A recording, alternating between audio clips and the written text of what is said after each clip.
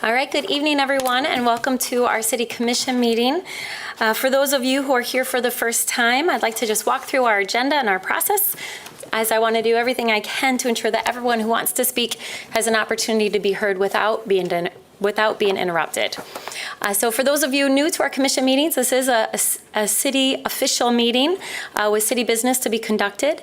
We'll start the meeting with an opportunity to comment on specific action items. So these are items that we voted on earlier today, we'll be taking action on tonight. And then we'll move through a number of other items. We have a couple scheduled public meetings tonight. One is for individuals who wish to appeal the DID special assessment. So this is specifically for people who are living in the Downtown Improvement District and they wish to speak about the assessment. We also have applications for an Oprah and brownfields, and we will take all of these together tonight. So if you are here to speak on those items, I'm going to ask you to stay put and wait until we open up those public hearings, and then we'll have the last opportunity for public comment at the end. So for public comment, we do have a number of meeting procedures and expectations. We ask that you come to the podium, which is right up here, share your name, the city that you live in, and you'll be provided with 3 minutes to speak. We want to ensure that this is a safe place for everyone involved, and we ask that you refrain from clapping, cheering, booing, using profanity, vulgar language, threats, name-calling, or making derogatory comments. If you use profanity or engage in threatening language, the microphone will be shut off for the remainder of your time. If there are disruptive actions or breach of peace, I will ask the individual or individuals to stop, and if it continues, they will be asked to leave.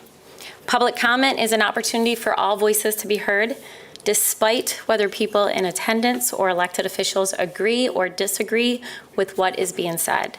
People have a right to speak without being screamed at or criticized or disrupted by others in attendance. And despite our own opinions, personal beliefs, or values, people have a right to come and speak about whatever topic they choose, including their religious beliefs, whatever those religious beliefs may be. So again, this meeting is a lawful assembly of a governmental body, and disrupting the order of this meeting is committing a breach of peace.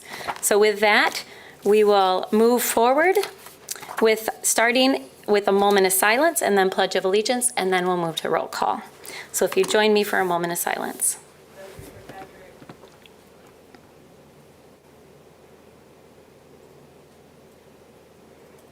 All right, thank you.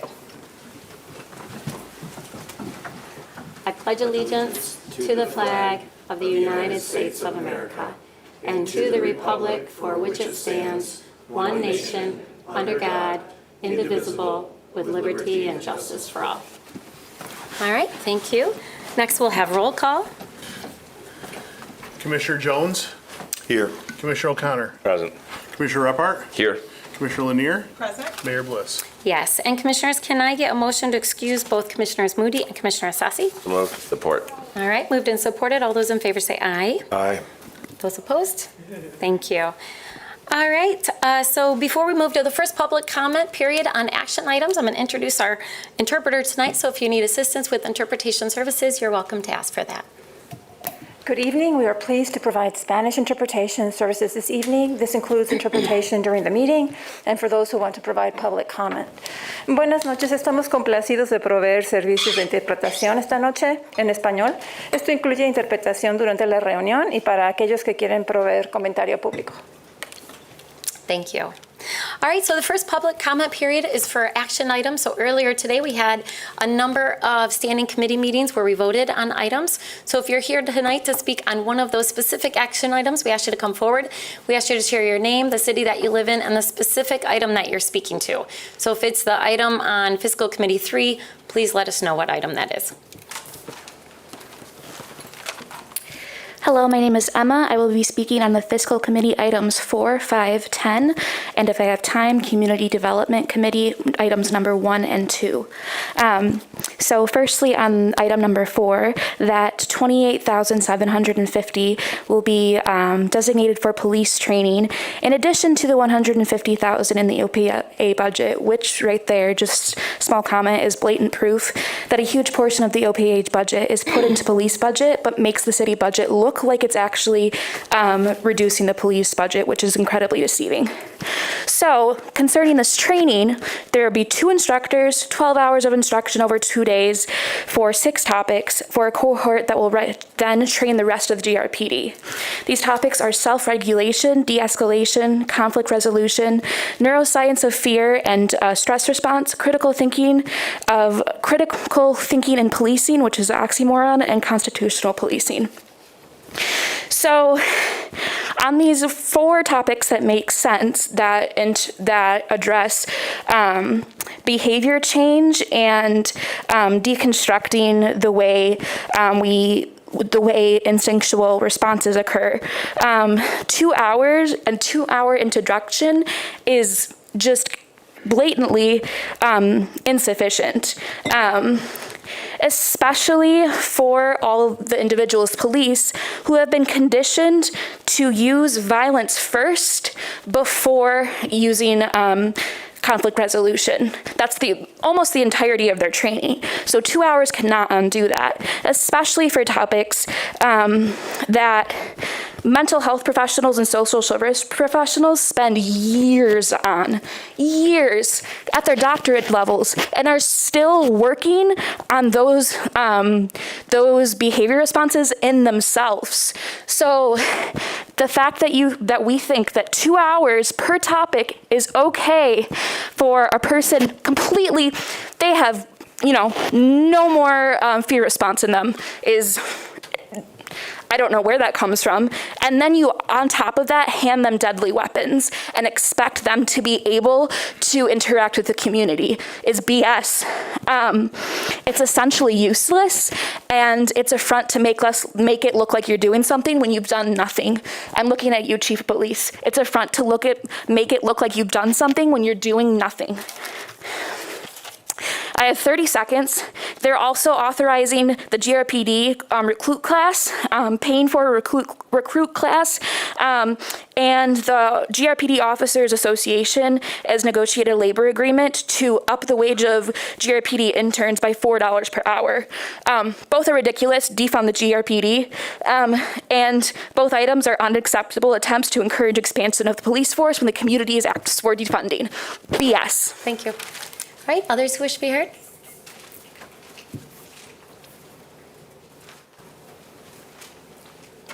Hello, my name is Shannon Tanis, and I'm from the 1st Ward, and I'm speaking on Fiscal Committee number 13, the $14,250 grant award for executing an agreement with Heart of West Michigan United Way for GR Grow 1000 Youth Employment Program. I've spoke before you already regarding the homeless administration with the fiduciary responsibility and the violations that are egregiously being committed. For this to be done when there is things on the table that need to be looked at regarding the fiduciary responsibility with the homeless management system, I don't think this is appropriate at the time to be voting on this. I also would like to speak on receiving my communication about the Robert's Rules of Order.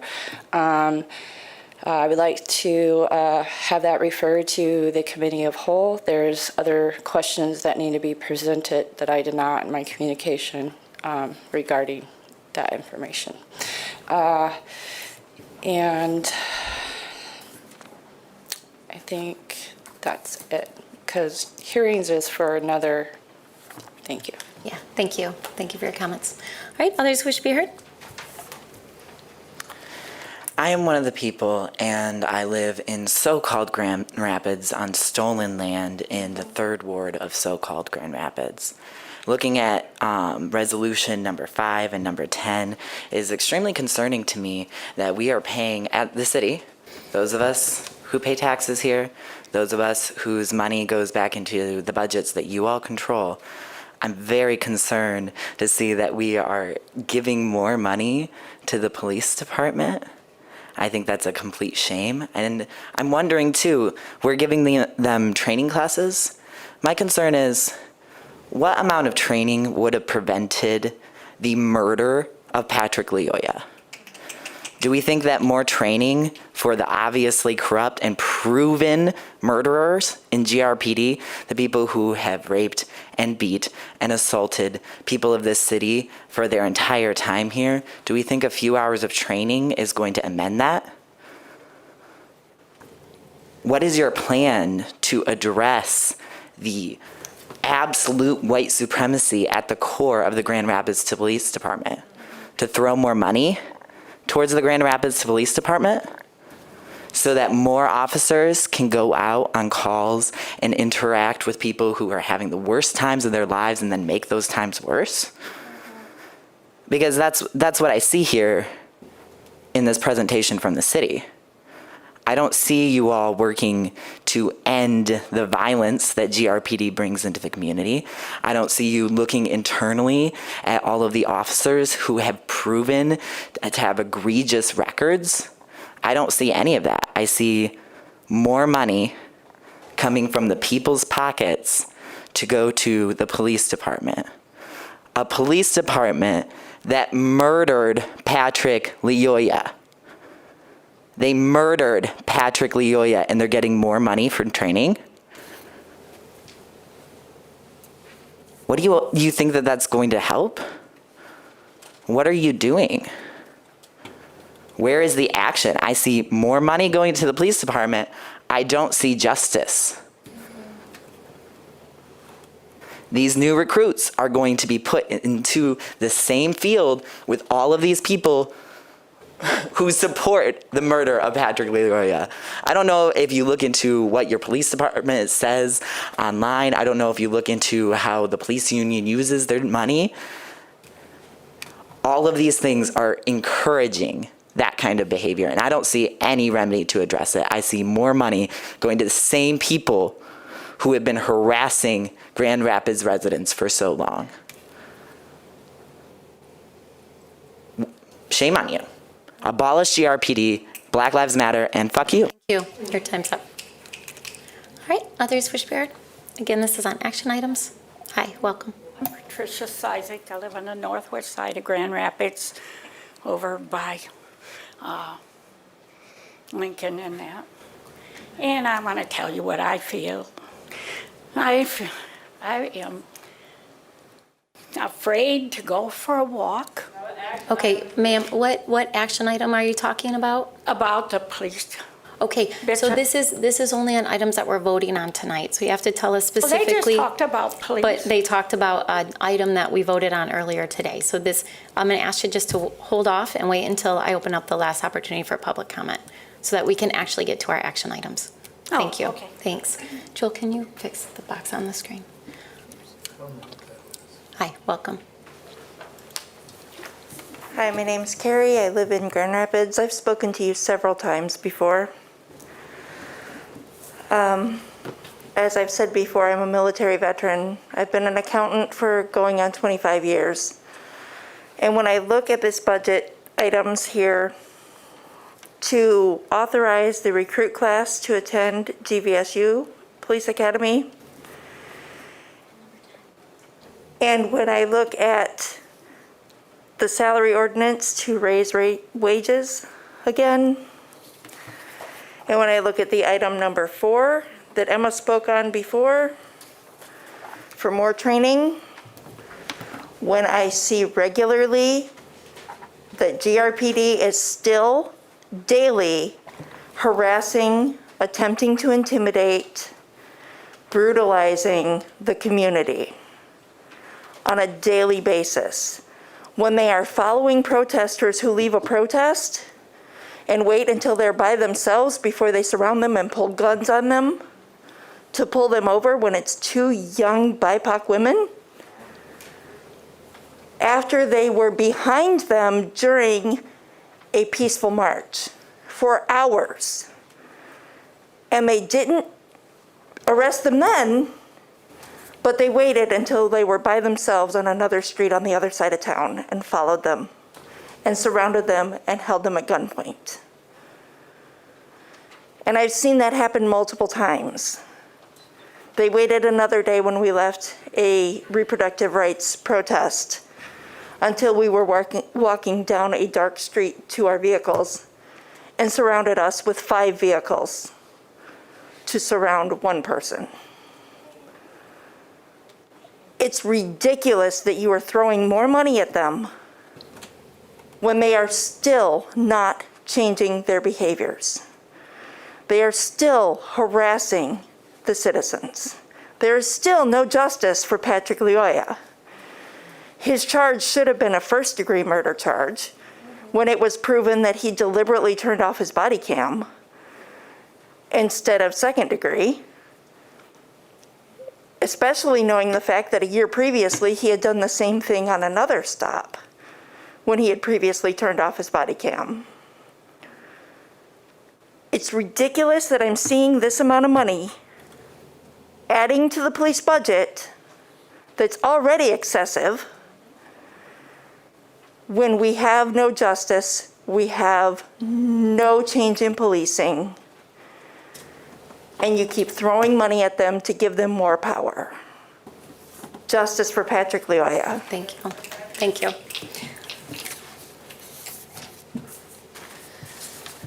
My name is Kieran. I live in Grand Rapids, 3rd Ward, 2nd Ward. Sorry, my bad. On the cusp. Anyway, I would like to speak about the Fiscal Committee Resolution number 5, authorizing the Grand Rapids Police Department recruit class to attend Grand Valley State University Police Academy for a total cost of $92,200. That amount of money just seems atrocious to me, that it wouldn't just be reallocated from their already large budget. I also, as stated, 2 hours on each topic to unlearn lifelong white supremacy is not enough. I know personally, I was raised in a middle-class white family with really horrendous beliefs, and it took me years to work my way out of the things that I was taught when I was young, and 2 hours wouldn't do that for me. 2 hours would not change my beliefs that people on the streets deserve it somehow. That took years, that took being there, that took meeting people, knowing people, that took people slapping me on the back of the head and telling me that's really wrong and here's why. And that didn't take 2 hours, that took years. So I think that, well, they do need more classes and training on it. The money needs to come from their already large budget. Also, most people that work in a profession they went to school for had to pay for their own schooling.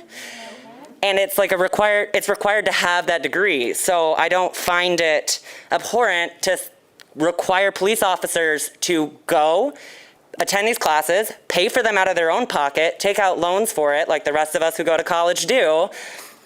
And that's how we get them to take the classes. I hate to see more of our money going towards the police force in ways that are proven not to make a difference, that are just kind of washing over the whole thing. Like, look what we've done. Like, all right, now it's up to them. When it's really like, if you think that you can change the same people who are already in our police department, then like you need to commit to putting them through years and years of therapy, education. They need a lot more than 2 hours and another gun. So that's my big thing. I think it's really abhorrent that we've given $92,000 more to the police. Also, number 10 in the fiscal committee, the salary ordinance, giving people pay raises when police department already has so many issues. I just think that we could have so much better things to do with our money currently. So, yep, justice for Patrick Lyoya and defund the GRPD.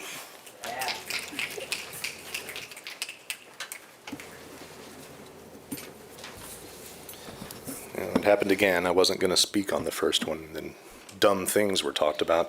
Lucas, 1st Ward. I appreciate the remarks about the lifelong white supremacy problem, but I think there's a much shorter term problem when we're talking about police training funding. No, you can't undo a lifetime of garbage. Doing my best to censor, Madam Mayor. Thank you. But you really should be focusing on undoing the shorter term, deeply broken psychological twisted souls that choose that profession.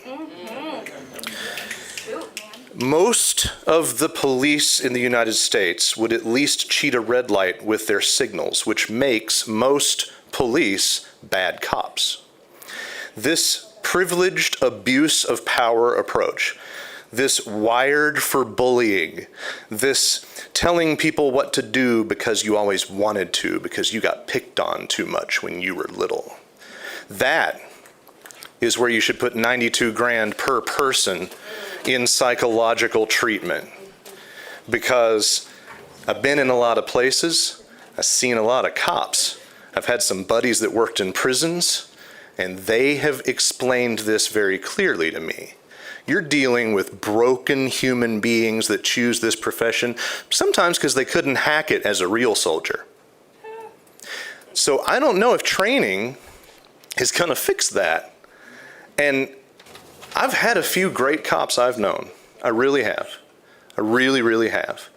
And I've had a lot of family members talk to me, you know, your great uncle such and such was where? Alabama? Okay, we're done with this conversation. There is a brokenness and a bully mentality that people attracted to that profession bear. And until you're ready to deal with that, you can't train it out of them. It doesn't matter if they're white supremacists or purple supremacists. They are bullies by nature. You have to deal with that. And it's not going to be with shorthand training. I came here with much more diplomacy in my heart tonight. I'm being as nice as I can about it. But this profession attracts trash, okay? And you got to fix that. I don't think yours does. Mine, marketing, attracts smarmy BS artists. Hey, what up? But everybody should go where they're welcome and useful, and it is not welcome and useful for police to be abusive personalities. That's the place to put your money. All right, thank you. All right, we're going to close that public comment period and move on to approval of the minutes. Commissioners, can I get a motion? So moved. Support. All right, moved and supported. Any questions or comments? All right, all those in favor say aye. Aye. Those opposed? Carries. All right, next that will take us to petitions and communications. First one is a communication received from Joshua Lunger, Grand Rapids Chamber Vice President, Government Affairs, with an update on public behavior. All right, that's received and filed. Communication from Shannon Tanis regarding Robert's Rules of Order. That is received and filed. Communication is received regarding justice for Patrick Leoya. That is received and filed. Communication received expressing concerns for the proposed Higgy Group LLC project.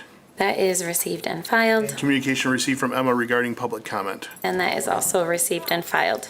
All right, next that will take us to reports of city officers. The first one is the Comptroller's report for the period of June 8, 2022 through June 28, 2022 in the amount of $29,648,273.79. All right, that's received and filed. And second, a Treasurer's report for the period of June 4, 2022 through June 28, 2022. And that is received and filed. All right, next that will take us to our consent agenda. So our consent agenda are items that we voted on earlier today in one of our standing committee meetings where there was a unanimous vote. So tonight with one voice vote, we'll adopt those items. Commissioners, can I get a motion? So moved. Support. All right, moved and supported. Any additional comments? All right, all those in favor say aye. Aye. Those opposed? It carries.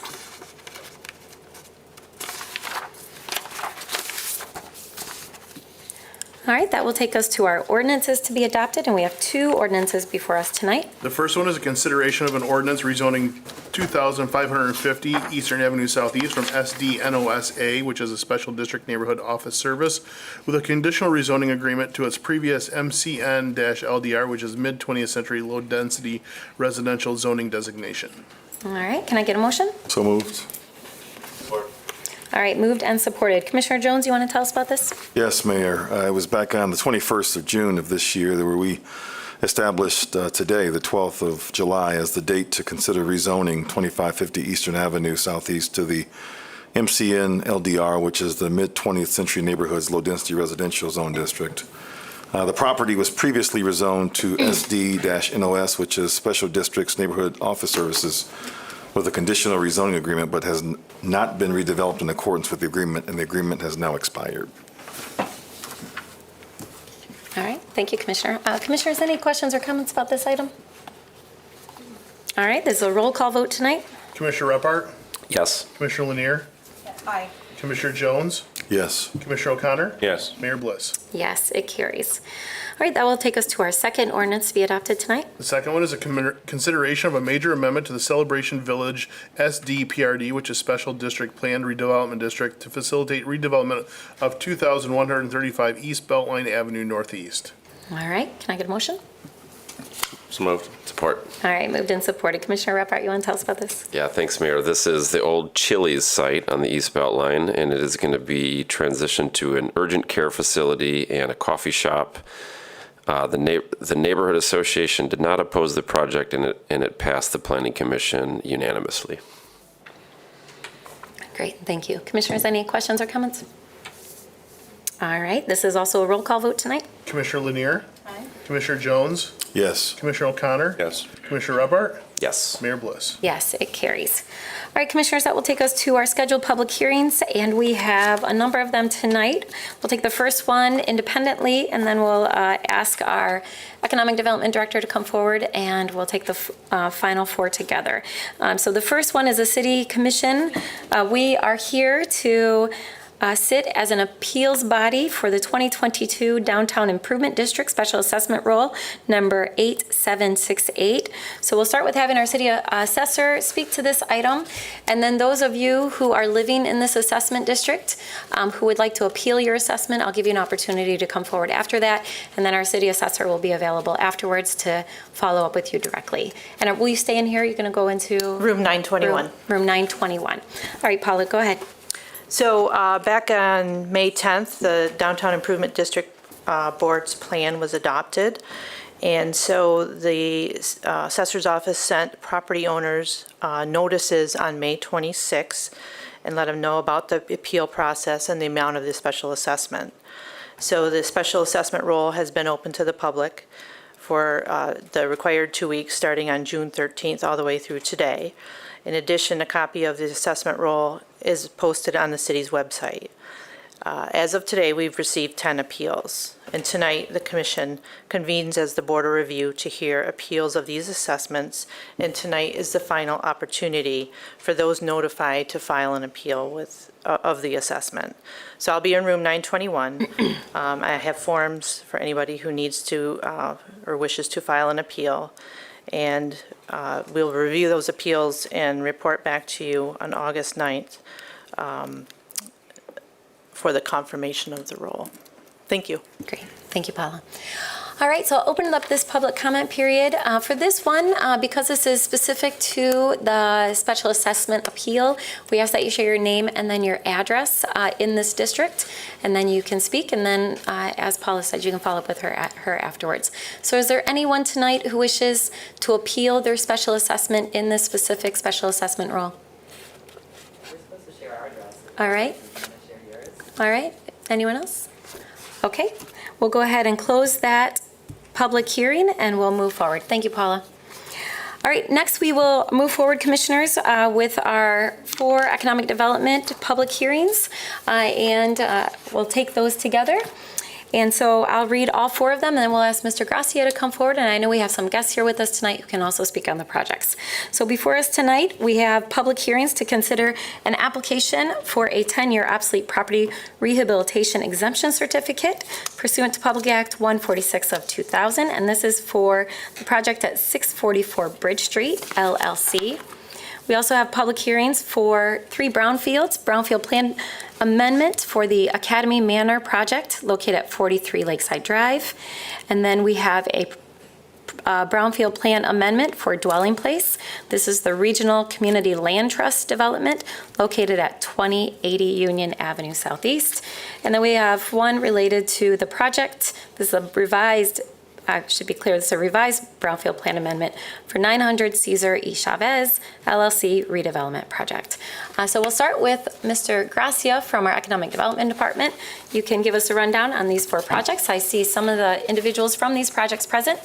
They will be welcome to come forward afterwards, and then we'll open it up for public comment. So good evening, Mayor and Commissioners. So I'll start with the public hearing for the 10-year Oprah certificate for 644 Bridge Street. northwest. So this project is, again, a two-story structure with approximately 3,600 square feet. The project is a rehab of that existing structure with estimated cost of just over $575,000. The applicant is utilizing our inclusion plan for this development and has a goal of 30% or approximately $172,000 for the plan. And this project has also received support from the West Side Corridor Improvement Authority through a $20,000 facade improvement grant. The second project before you is the Academy Manor project located at 43 Lakeside Drive Northeast. Again, this is a redevelopment of an existing 177,000 square foot building that will result in 108 affordable rental units. Total project costs are anticipated to be just over $28 million. And the inclusion plan numbers for this project are approximately 13%, or roughly $2.2 million of the overall project. The third project will be for the dwelling place project located at 2080 Union Avenue Southeast. Again, this property, the dwelling place has an option to acquire approximately 4.7 acres on the existing parcel and develop 42 single-family units, and total investment just about $14 million. And this particular project, we're supporting it through the Brownfield Redevelopment Authority, as well as a local Brownfield Revolving Fund for a period over 21 years. And again, this project is also part of the inclusion plan at 15% of the overall, which is approximately $2.1 million. And again, these particular units here will be under the Community Land Trust model for ownership. The last project is located at 900 Cesar Chavez, and it is a property of existing building that will have retail on the first floor, an office on the second floor, and used by Supermercados Mexico, a local grocer, and other future tenants. Total investment of this project is $4.1 million with the expected creation of 55 new jobs. And this project is seeking brownfield reimbursement for eligible activities related to demolition, lead, and asbestos abatement. This is a first-time developer and is a minority-owned business. And again, this project itself is also part of the inclusion plan, is estimating almost 90%, or approximately $3.2 million of the overall project cost for minority-owned contractors. This project also received support from the South Division Granville Corridor Improvement Authority for a facade grant as well. So we do have representatives, Mayor, here if you would like to call up individually or answer any questions. Otherwise, we can open it for public comment.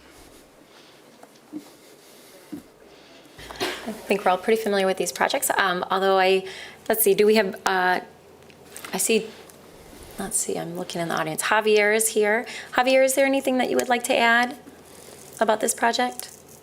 You're good? Okay. And then I saw Mr. Daru from Dwelling Place. Jeremy, is there anything? Where's Jeremy? Anything to add? I know you've been before us quite a bit for this project. Okay. And then is Brad here from, oh, there you are. There he Sorry. is. Right in the front. You're good? Okay, thanks. Mr. Benedict is here as well. All right, thank you. Thank you. All right, so if you are here to be heard on this Oprah or these brownfields, you have an opportunity to come forward, share your thoughts. My name is Emma. First of all, how dare you combine all of these?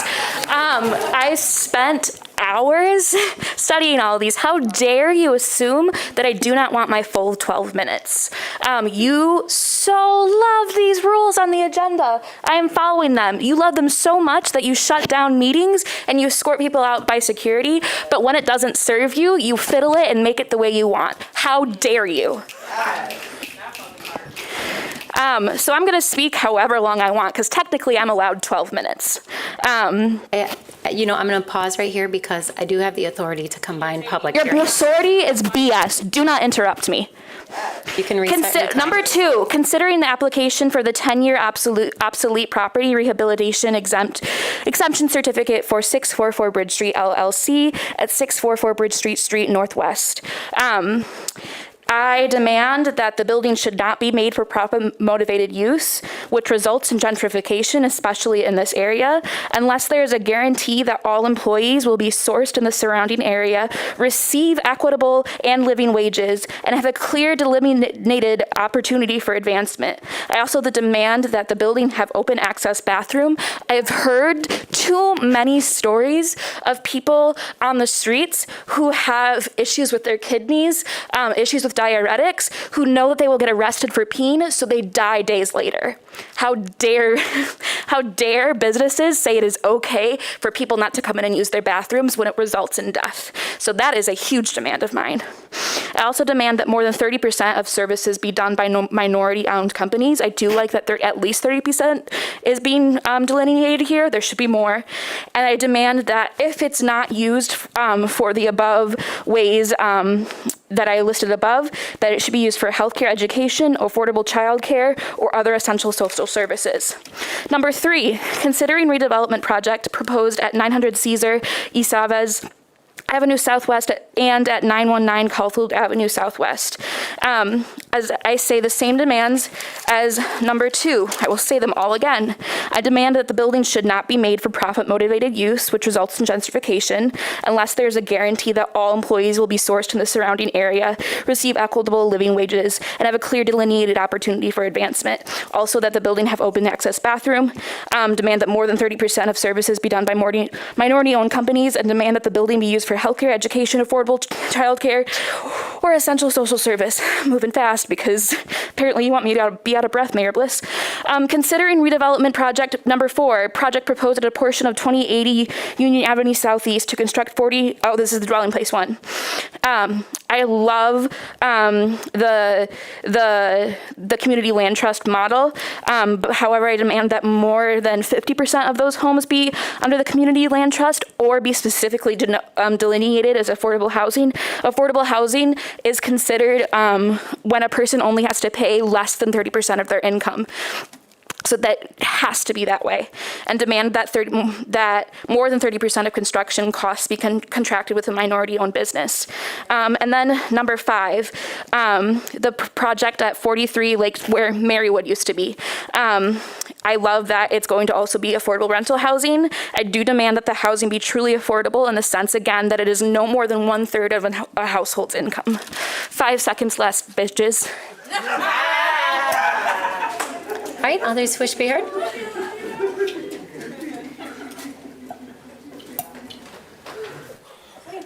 Okay, Lucas, First Ward, live on Walker. Mr. Reppert and some portion of Mr. O'Connor's conscience are my representatives. This is in my district, 644 Bridge. I'm a member of the Stockbridge Business Association as well, so I was in the room when this was asked for our support, and I nodded and raised my hand in support of the project. I think it's really important for old buildings to get good attention, for them to be rehabbed. All too often, we just walk in and kick over something old and historic. I've seen the elevation sketches and designs. I think this is a really nice treatment for this building. I echo the concerns of some of the folks in this room. You guys all know, because I keep urging you through email to actually talk to people about how anything works, so I'm sure there are elements of what are being asked for by these other folks that are either more difficult and challenging or state-based, possibly county-based. It'd be real cool if you took some time to talk about that in this chamber, which I've been urging you to do in my communications. So I'm not going to demand, but I'm going to say that more than 30% would be great. I'm not going to talk about restrooms because the guy doesn't even know who's going to rent these 2 floors yet. But I would love to see those owners be residents in my neighborhood. I would love to see pricing be appropriate. Whenever I walk to Bridge Street from the house, I pass a whole lot of empty retail that somebody promised somebody would be full and vibrant one day, and it's not. So why is it not? Probably because no one can afford to start a business. So those are balances we need to entertain. I'm convinced that one of my commissioners understands that balance. I haven't been compelled by any communication from the other that he does. But I think there is capacity in this body to do all of these things. And a lot of you have talked to me, and you know my approach is I want it all. I want this guy to get a beautiful building and put some great stuff in it, because I'd rather look at a beautiful building with great stuff in it when I'm having a beer up on the second floor of Harmony Hall than look at a bunch of trashy old stuff that some curmudgeon doesn't want to fix up. But if they're just a curmudgeon, it's their fault. If they're not being helped by the apparatus that we all expect to support us, it's your fault. So I support it. As a member of that business association, as a freelancer, as a resident, and as a supporter, well, constituent supporter of one of these commissioners, I will support it. But I think the things that this room is talking about are worthy conversations that you need to work harder to invite them into. All right, thank you. All right, others wish to be heard?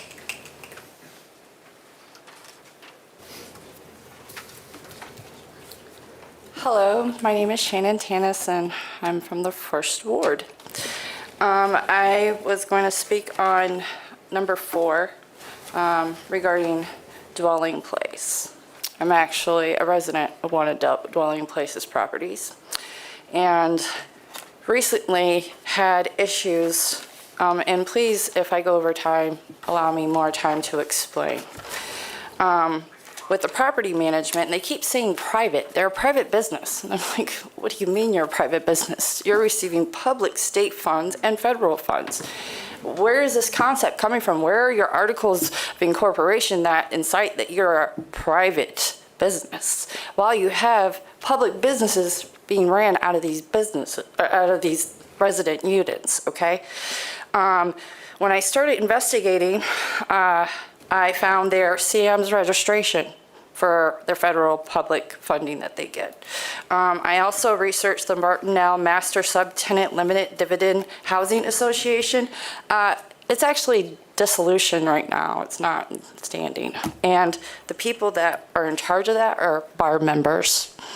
Not to mention my safety, my mail is stolen out of a locked building that has cameras, and I haven't gotten any correspondence with the police department or further with my building manager so that I can get an established system to collect this data of crimes being committed in the HMI system.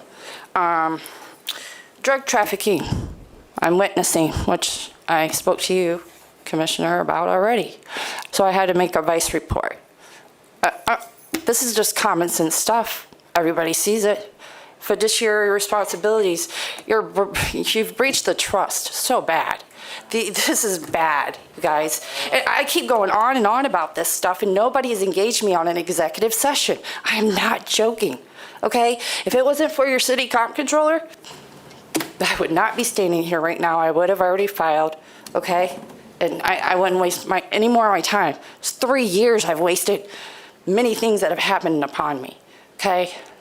So, no, I don't think any of these projects should move forward until you address the vetting and the attachments, at least a basic minimum. Come on. This is basic oversight stuff, you guys. This should be 101 elementary stuff. I have no college degree. I have no license, no certification except for a GED. What's going on here? What are you guys smoking? What are you drinking? Because it ain't the same stuff I got. Okay? Seriously. So I really would appreciate it if you could come to the table. Because I don't want to have to continue. Okay, thank you. Thank you. Appreciate it. Thanks. All right, anyone else who wishes to be heard on the Oprah or Brownfields? All right, we'll close that public hearing, those public hearings, and that will take us to our last opportunity for public comment tonight.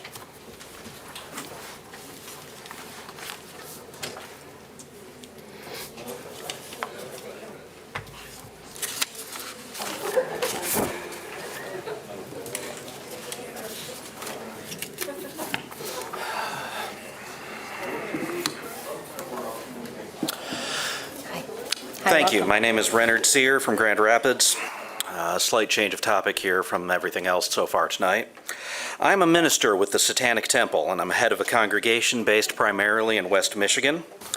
We've been operating in Grand Rapids and across the state for a bit over 3 years now. In the past several months, our congregation has seen a massive influx of individuals seeking membership or people seeking to become our allies and asking how they can support us and work with us. A common theme among all of these individuals has been a rejection of the concept that any religion should guide decisions made by our government, regardless of whether it is a national Congress or a local school board. I am here tonight representing the will of those people and asking that the Grand Rapids City Commission make their decisions based on what is best for our community instead of what a certain religious group says is right based on their personal interpretations of their individual religious texts. Grand Rapids states that it is a city of diversity, celebrating a mix of cultures and religions. An individual's gender, sexual orientation, nation of origin, or personal beliefs should not matter as far as the welcome our city works to offer. I want to see that goal reached someday. But if we ever fall into the trap of allowing a single religion to dominate as our guide, we will find that diversity will suffer regardless of which religion is chosen. Making decisions based on a singular viewpoint is a rejection of the many benefits that diversity brings to our community. Today is the first time I read the mission statement of the City of Grand Rapids, and I am impressed by the simplicity of the statement to elevate quality of life through excellent city services. I am not here to ask you to do anything more than pursue that mission without being distracted by those who seek to impose their own personal religious interpretations upon your decision-making process. Thank you for your time this evening. Thank you. Thank you for your comments. All right, others wish to be heard?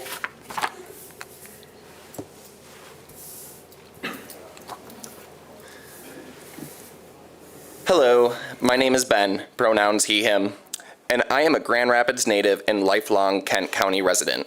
I currently reside on the southwest quadrant. It is an honor to be here today to discuss secularity as a non-theistic Satanist and a minister of the Satanic Temple of West Michigan. Oh, sir, please do not interrupt somebody when they're speaking.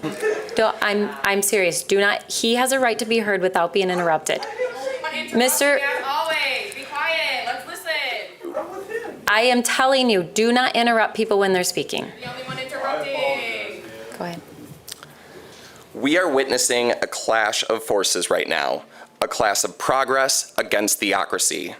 Progress represents what humanity is capable of when great minds get together and work against the odds to create a sense of well-being to the benefit of society. Theocracy cannot produce well-being, for as history has shown, theocratic powers have frequently stood against progress to the benefit of the insecurities of the dominant religious force. Historically, when progressive values clash with theology, progressive values have always prevailed, more often slowly than not, but progress prevails. We are at the eve of that clash right now with the overturning of Roe versus Wade and states scrambling to find ways to encroach upon the reproductive freedoms of its residents. In the wake of the Supreme Court decision, atheist communities, including humanists, Satanists, and other atheist groups, have seen an incredible surge in activity and new folk looking to stand opposed to theocratic overreach. This surge comes during a time where the number of Americans leaving Christianity has already been in decline. A 2020 Gallup poll shows a decline in church membership. Gallup's poll shows that between the years 1937 and 1999, church membership maintained around 70%. However, at the turn of the century, from 2000 to 2020, a substantial decline from 70% to only 47% was observed. I think we can safely credit the accessibility of information due to the technological boom over the past 2 decades for this drop in church membership. As we can see now, those numbers are expected to continue to decline over the coming decades, as younger generations are able to be influenced by demonstrable science rather than archaic superstition. These younger folk, who are non-affiliated with any church, deserve to be represented by people who adhere to the same values of well-being and progress, rather than restricted by people's beliefs in the mythical tales of Bronze Age shepherds. As a resident of Kent County from birth to this day, I've witnessed this city grow and become a place that I can be proud of, a place that I can be happy to reside in. Grand Rapids represents to me some of the great things we can achieve and will continue to achieve. It is my plea to this noble council that we keep a shrinking religion from maintaining influence over a populace that is moving forward into the information age. By keeping secularity in mind when casting decisions, we can keep Grand Rapids a city of opportunity, a city moving forward, armed with the knowledge and prowess to progress. This is my will for my home city, the future I imagine when I stand beneath the red arches of Calder Plaza.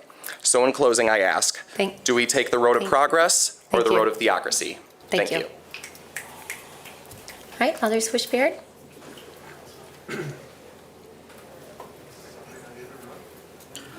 Hello, my name is Alyssa. I live here in Grand Rapids and I've lived within Kent County my whole life. I am also an ordained minister of the Satanic Temple, West Michigan. I would like to speak briefly on the Satanic Temple's beliefs on abortion and why we consider it a right for all people with the capacity to become pregnant. As a Satanist, we have 7 tenets that we do our best to adhere to that lead us to exemplify compassion, justice, autonomy, freedom, the pursuit of knowledge, accountability, and nobility. I'm going to go over 3 of these tenets with you now. The 5th tenet reads, beliefs should conform to one's best scientific understanding of the world. One should take care never to distort scientific facts to fit one's beliefs. Most current scientific understanding about the beginning of life puts that at the time of first breath, after birth, not conception. While we understand science is an ever-changing beast, we also know that most science tends to agree on this matter. The first tenet reads, one should strive to act with compassion and empathy toward all creatures in accordance with reason. Everyone's situation is different. Being compassionate and empathetic towards people who can become pregnant and are going through an abortion is extremely important. Abortion is not an easy decision for people, one that they battle themselves on and can cause extreme depression and anxiety. By giving them access to the health care that they need, they are given bodily autonomy to make their own medical decisions. The 3rd tenet reads, one's body is inviolable, subject to one's own will alone. For me personally, this is a favorite tenet. Bodily autonomy is extremely important. By restricting access to abortion, you are restricting people's control over their own body. Something that I truly believe is an absolute right for all people, no matter gender, race, or creed. I want to emphasize, I am not here to convert anyone to Satanism, only to emphasize that there are more religious beliefs than one. When we as a country that claims to have freedom of religion, decide to adhere to one faith over another, we show that we truly do not have freedom of religion. Freedom of religion is only true if we also have freedom from religion. And freedom from religion allows everyone to continue with their own takes on abortion and other issues. Allowing access to abortion does not stop those who believe in life at conception to not have an abortion, but it does allow those who wish to make that choice for themselves safe to access it. Thank you. Hail Satan. Thank you. All right, others wish to be heard? Hi, my name is Zoe. I live in the northeast side of Grand Rapids. I am a religious person, in case the kippah did not tip you off. I'm a proud religious person. I grew up in Holland, which is even more religious. I studied religion in undergrad. I almost went on to get my master's in divinity, and maybe I will in the future. I have seen the good that religion can do, but more and more I've seen the ugly side of religion. More specifically, the problems that arise when it is coupled with government power. With Roe v. Wade recently repealed, communities of faith are justifiably concerned about further infringement on free religious practice. I have no desire to keep anyone from their religious beliefs. It's the diversity of religious expression that is really an essential part of Grand Rapids' history and ongoing culture. I personally am guided by my religious beliefs in nearly every aspect of my life. However, while individuals, I think, can and should make decisions based on their religion and other beliefs, I don't believe religion itself should dictate public policy. Religious people may participate in our local government. Religious texts should not. I urge you all to protect the religious freedom of all the people of Grand Rapids, not just the religion of some. I ask you to uphold the separation of church, or synagogue, as it were, and state, and in so doing, maintain the integrity of each. Thank you. Thank you. Thank you for your comments. All right, others wish to be heard? Still Lucas, still First Ward. I brought a bunch of pearls in case the previous demonstration of religious diversity bothers anyone. They're up here, you can clutch them. I brought speakers that you just saw that represent a small cross-section of the diversity of Grand Rapids when it comes to faith or lack thereof. We organized this in just a few days. Our pagan and Hindu folks were unable to make it, but they promised to be here next time. So why did we do this? The corrupt and illegitimate Supreme Court has sided with Christian cultists in their pursuit of the subjugation of women and whoever they come for next. So now was the time. And after so many of these meetings in this chamber have been hijacked by Christian rhetoric and scripture, and meetings have been opened with Christian prayer, it seemed appropriate to leverage the equal time that we've been promised by the leaders.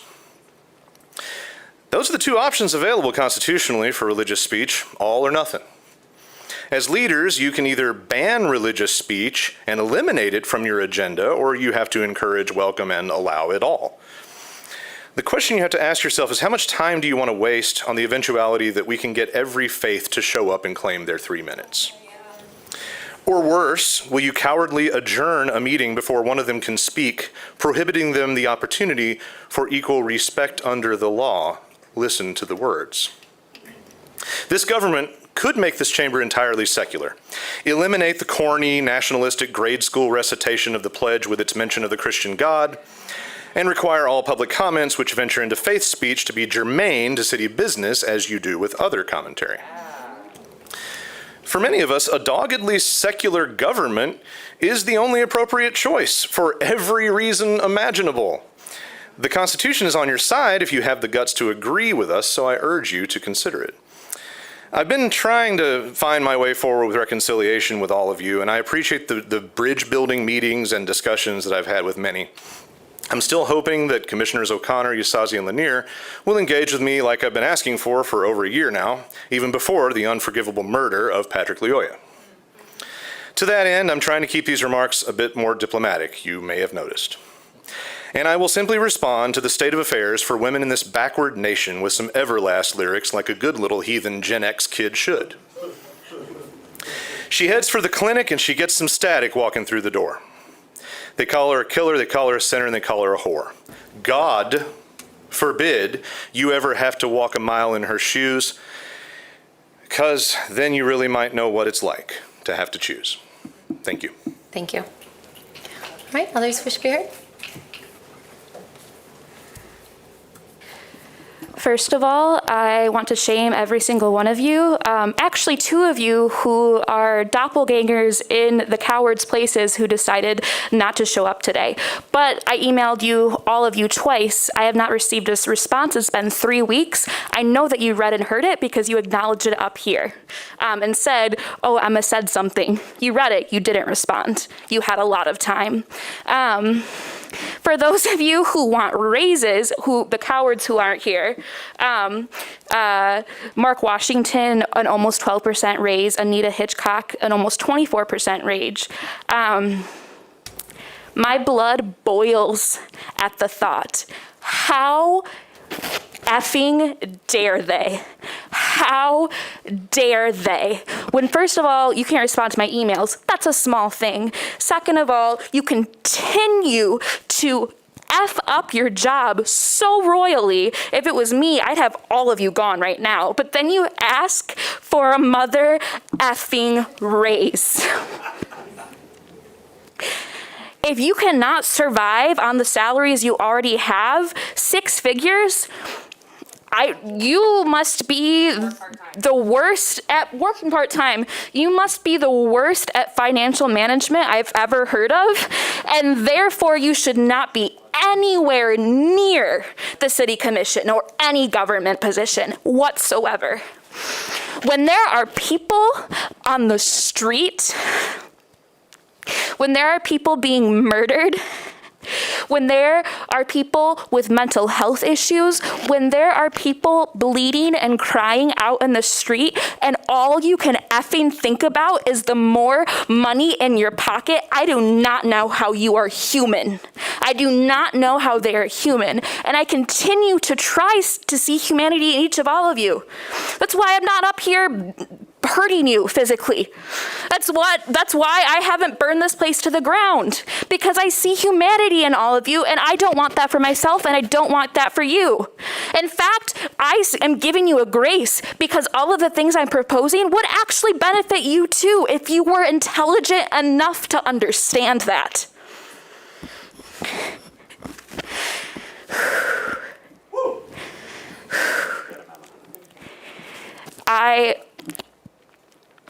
I am almost in tears at the state of the public officials here, especially those who ask for a raise when they should have been fired, when you all should have resigned the moment that Patrick Lyoya was murdered, because his blood is on your hands.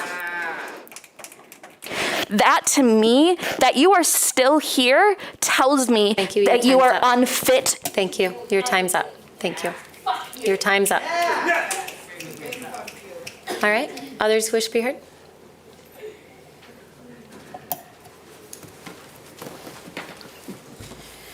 No need for introduction. We've seen each other too many times to count. My shirt reads, so you have time to consider a raise, but not time to hear the cries of your people for policy change.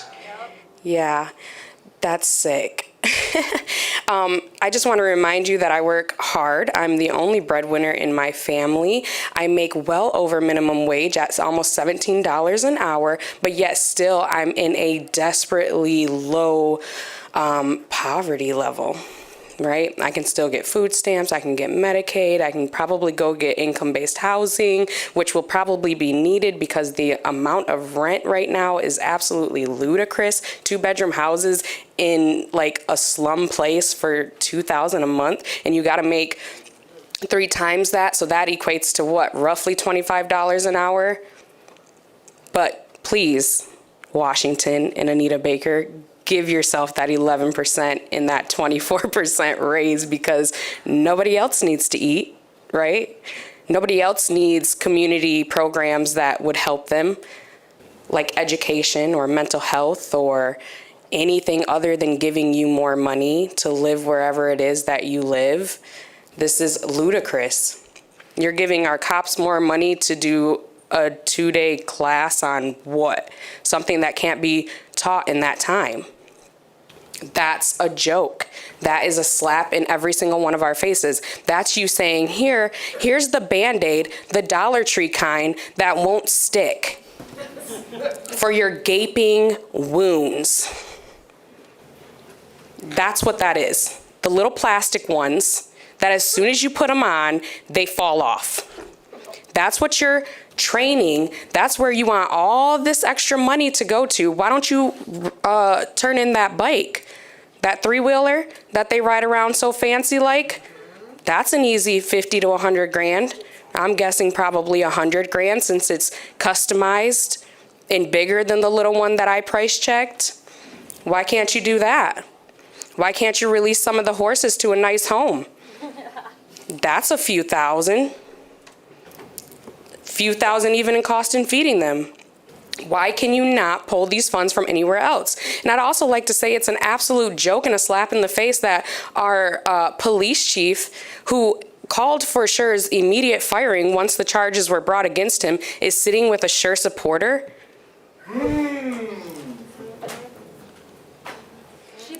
So that tells me that everything you guys have coming out of your fucking mouths is a lie. So you guys can all... Your time's up. Your time's up. Your time's up. Eat it. Eat it. I'm glad to see you support, sure. Yeah, don't look me in the eye. I'm Casey from the 3rd Ward. I got a response last meeting.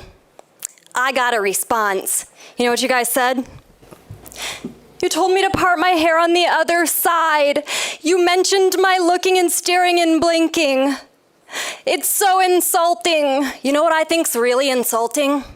That we come here talking about policy change, right? We're saying, why am I paying for her insurance so when she does something wrong, it comes out of my tax dollars? Why don't you put that back into the community? There's some money right there. She could pay that herself. Lawyers do, doctors do, I do for my job. Any business, so anybody in a professional setting pays for their own liability insurance.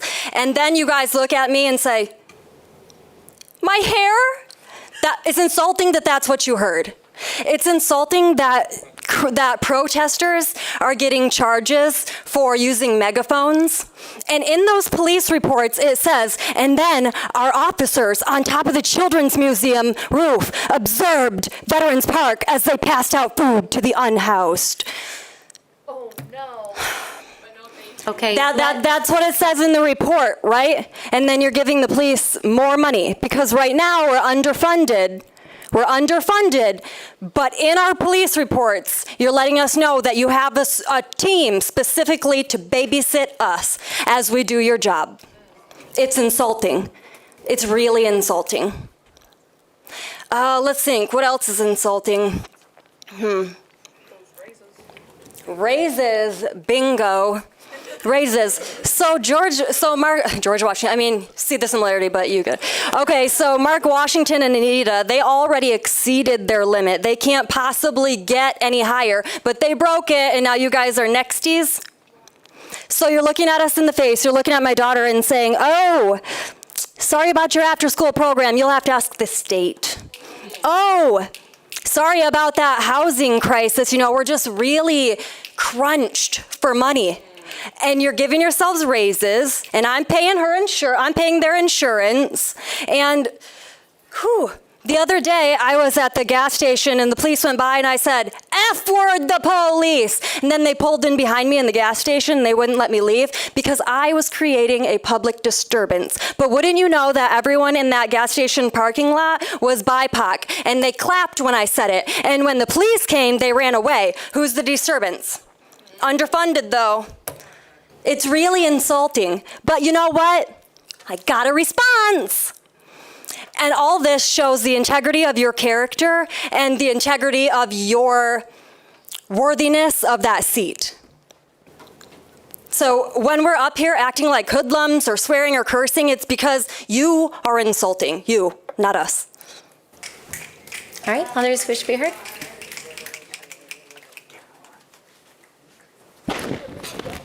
It's very hard. My name is Aurora, and I'm 8 years old, and I'm from the 3rd ward. It's very, very hard for a kid to get mad, but right now, I'm very, very, very mad. Why are you mad?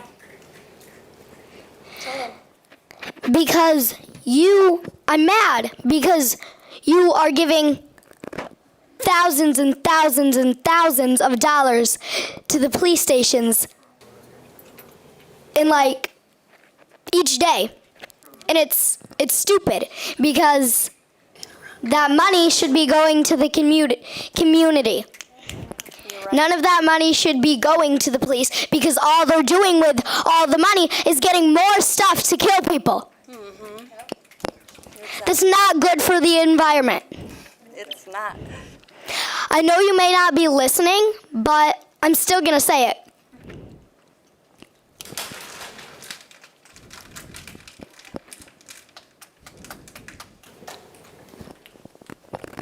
Anything else? I'm going to do some chants. You got 1 minute, 40 seconds. What do you think? Oh. Okay, let them know. I can name about more than 10 handfuls right now of people that the police have killed. Yeah. That's stupid. But they want more training. You know they even did the 8 can't wait last time they said they were going to do more training, and right after they chokeholded someone, which was on the 8 can't wait. But now if we just give them more money, then they can get better training, and then it'll be fine. That's what they said. Do you believe that? You think that's accurate? You think that's a good idea? No, not at all. Me neither, girl. Does it make sense? Yeah. You got 1 minute. Can you think of anything else? Or just use your time. I just think it's so stupid that there's a bunch of you up there that are mixed or black, and then you're gonna sit up there and just let the police kill a bunch of your kind. But it's not your kind technically, because you clearly aren't even human if you're just gonna let police kill a bunch of people. Yeah. The thing is that they're okay with being tokens. All you care about is the money. That's all you care about. Because they'll do whatever the city tells them to do, and then the city can say, see, they're brown, we're inclusive. We shouldn't have to be here right now. That's right. You shouldn't be here right now because you should have been fired. All right, thank you. Your time's up. Thank you.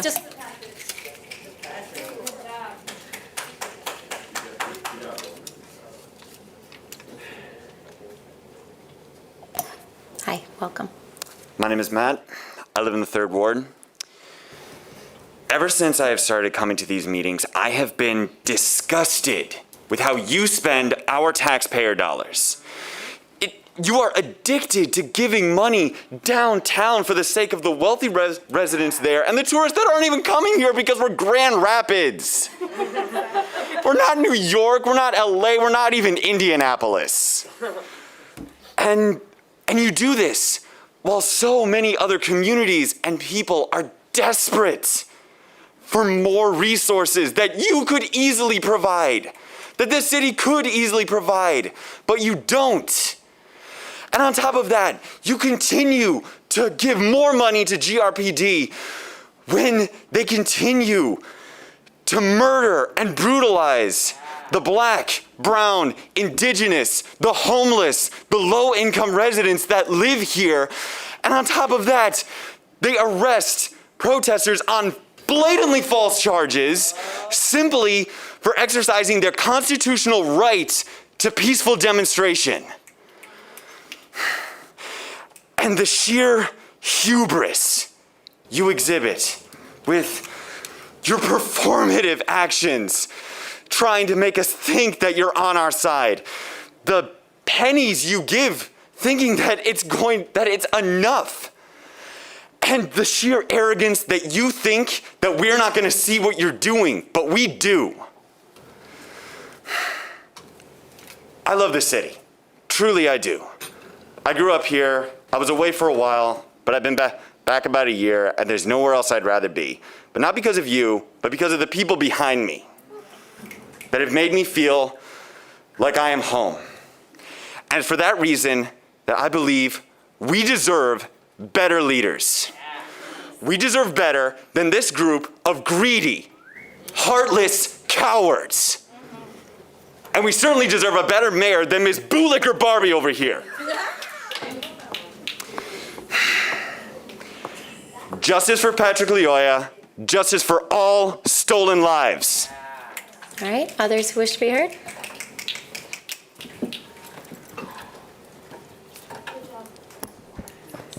All right, am I picking up? Yeah, All right, cool. yeah, you're good. Good evening, Mayor Bliss, commissioners, fellow citizens. So today I was nearly killed riding my bike on Michigan and Lafayette, which is an intersection that is not very well painted, like a lot of other intersections here in town, and largely, just representative of our categorical lack of pedestrian and bike infrastructure here in town. It's frustrating to hear as we go through all of these points, where millions and millions of dollars are being allocated to various different efforts, various different improvement projects, that we can't seem to go pull in like the national average of like $200,000 to go build protected bike lanes. So I lived in Chicago for a few years. I lived in Grand Rapids for most of my adult life. I'll say this much. I have had more scary run-ins with huge cars, with distracted drivers, with erratic drivers here than I have had anywhere else in the country. Chicago's not exactly known for safe roads, but my God, I mean, it's quite a bit better than here. I've been tossed off the front of minivan going on Michigan Street because there's all these like blocked off areas. People can't see turns. I've gotten wiped out by a lady down on I think it was on Fuller. Turning out of a little shop because again couldn't see a thing. No protected bike lanes, no anything else like that. This is an extremely cheap problem to solve. If we're going to go allocate 10 million, 15 million, 20 million to a lot of these other infrastructure projects, it really does make sense to go make investments in infrastructure that working people use to get to and from their jobs without having to operate a motor vehicle. Ultimately, if Grand Rapids can't fix things, like simple things like putting up some concrete barriers, which, as we've seen lately, they're quite good at. If you can't put up some concrete barriers on Monroe so that people aren't, so that bikers aren't getting like run over by people driving 40 miles an hour in a 20 mile an hour zone, if you can't put up like some speed bumps, if you can't put up a bunch of other stuff like that, it draws into question a lot of basic issues of like competence on the part of city management, on the part of law enforcement, and on the part of those of you who we've elected to adjudicate over where these budgets go and whether or not people are doing their jobs. So to conclude, I look forward to following up with all of you between now and the next election to get this sort of thing fixed. It's a very, very simple, low-hanging fruit that can improve the quality of life in this city for the whole community. Thank you. Thank you. Thank you for your comments.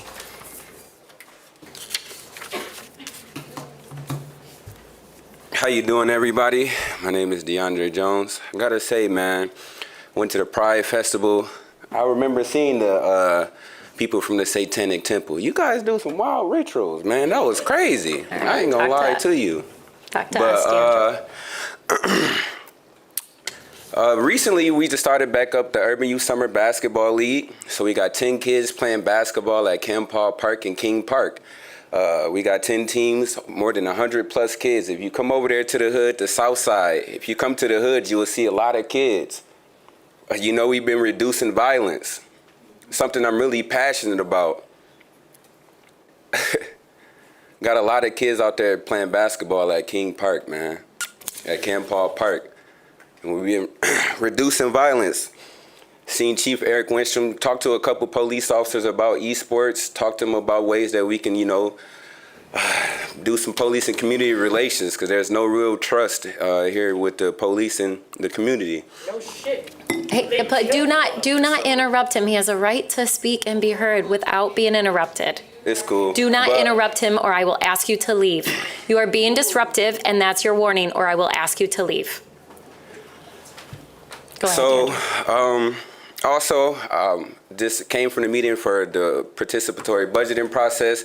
I want to be a facilitator. I don't want to work on the projects. I'd rather facilitate and work with the people working on the projects. I'm excited to actually see what projects we come up with that's actually going to go on the ballot that the community can vote on for the $2 million. Also, I'm in talk with a guy who has a contract with EA Sports. I'm looking to try to bring an esports tournament here to the city. This is something we can actually do, but I just have to get the funds to do it. But it's a lot of money to bring EA Sports here, but it is possible. And I've had these conversations. I'm really sorry. Just so much tension because it's just a lot of tension. It's crazy. I can feel the tension. I can feel the passion of the community. I can really feel it. But yeah, it was my birthday 2 days ago. It was lit. I was lit, man. I had a good time. I had a great time. I was lit. It was fun, man. It's cancer season. I'm spiritual. Got the other All right, people. DeAndre, keep talking to us. Direct your comments to us. You got everybody here, different religions, different backgrounds, different beliefs.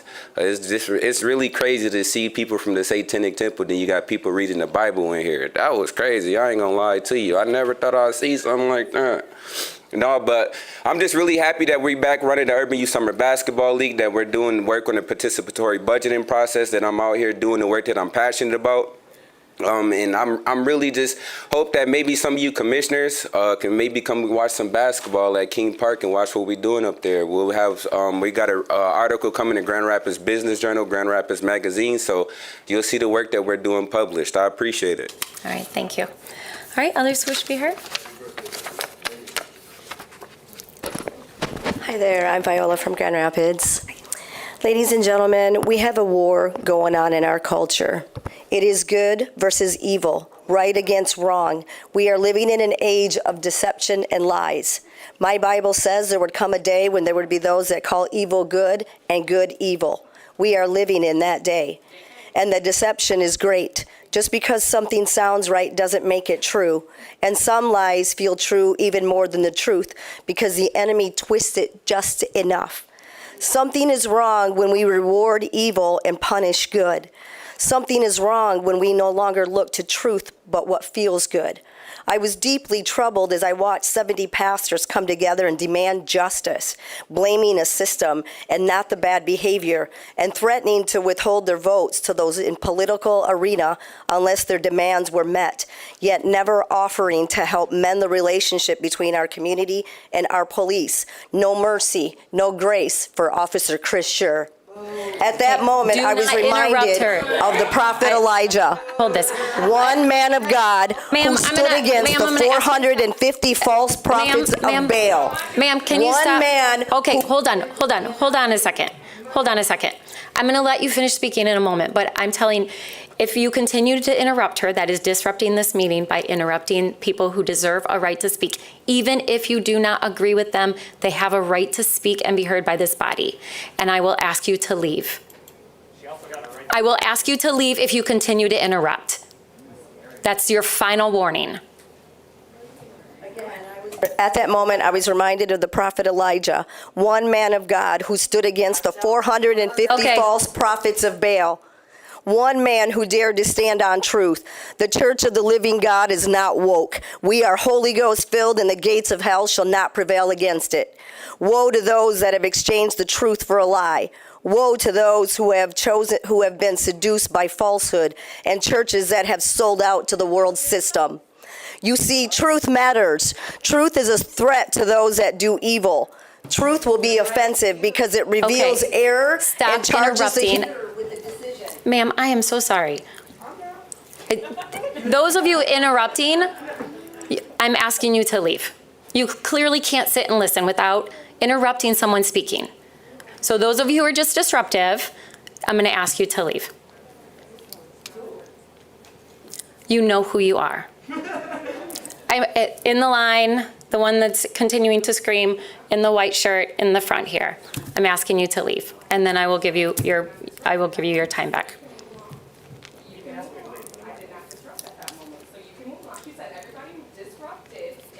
Okay, you continue to disrupt. You need to leave this meeting. That's right, because I've asked you to leave.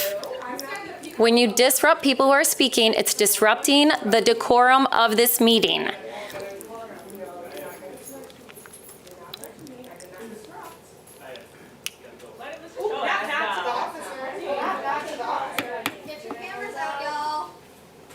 Should I recess?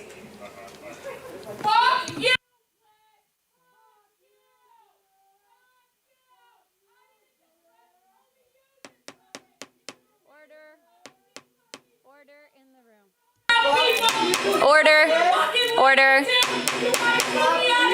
order.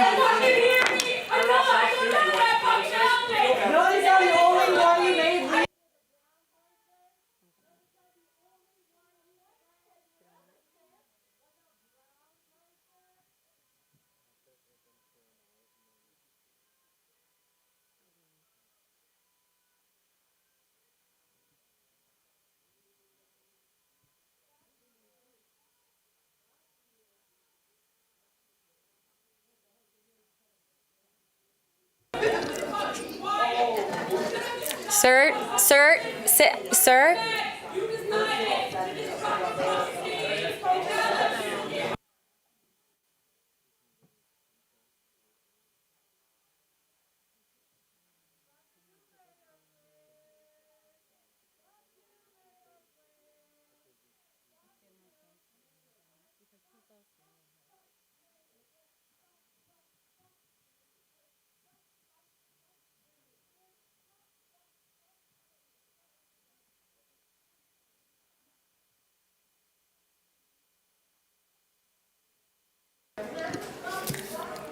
All right, we're going to resume with the public comment period. Go ahead. Oh, I'm sorry. Hold on. You see, the truth matters.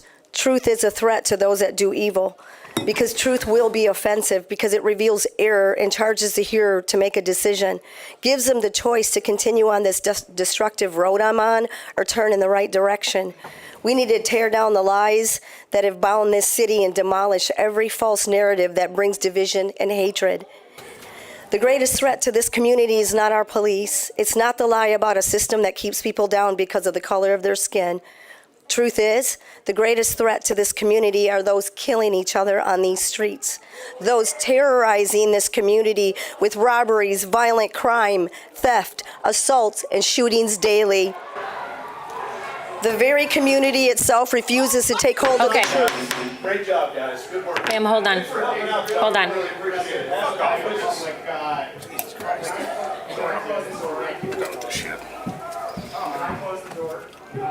on. Technically, you cannot, sir. No, it's not allowed. All right, go ahead. Sorry, the very community itself refuses to take hold of the truth. The truth is they need to fix their culture. They need to fix their house. There is a people that refuse to cower or back down to the world system, and we will stand on truth. I stand with Officer Chris Scheer and prayers for the Grand Rapids Police Department as they engage in this battle between good and evil. Thank you. Thank you. Are we just going to have commissioners walk you off of the meeting? This is not. I can't control what my colleagues do. All right, next person who wishes to be heard. We can still have public comment. We can still hear public comment. Yeah, because we're not making an action item. All right, go ahead. Hi, my name is Kendall, and I'm here with Brennan. We are here tonight hoping to address the commission and expressing the interest of several business owners within the wedding industry and general community in West Michigan to meet with you and hear from you to discuss an event venue in Grand Rapids that has recently opened and shared that they will not be allowing gay and queer wedding celebrations at their venue. Again, they have only opened in the last 2 weeks, though they've been building for the last 4 years. Last week, the Broadway Avenue located at 1140 Broadway Avenue opened its doors in the Westside Connection neighborhood as a public wedding and event venue in a renovated church.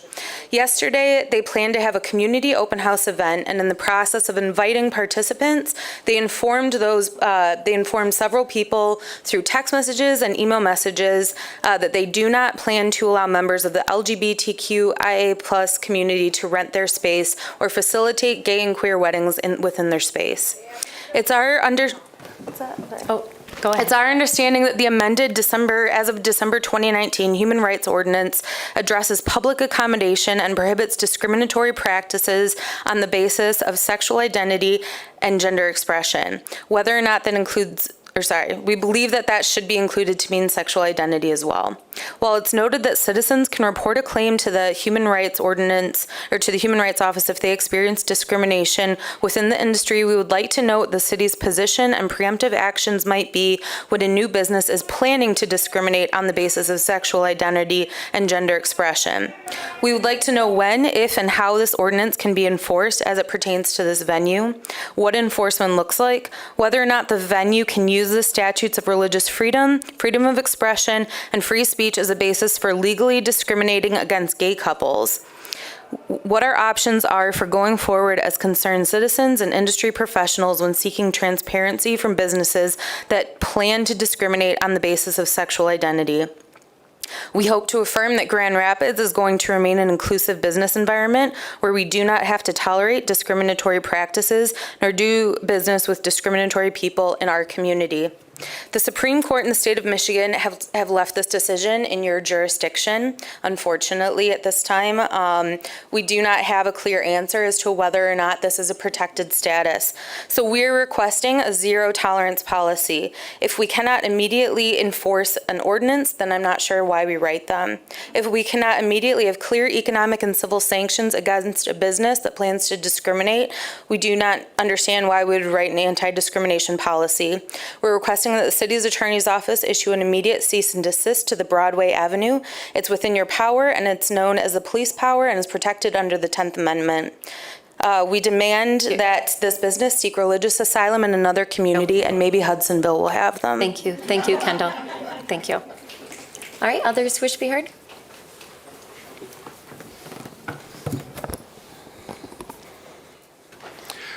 Hello, my name is Dr. Chris Surface. I'm here on behalf of the Surface Foundation, Grand Rapids LGBTQ+ Policy and Research Foundation.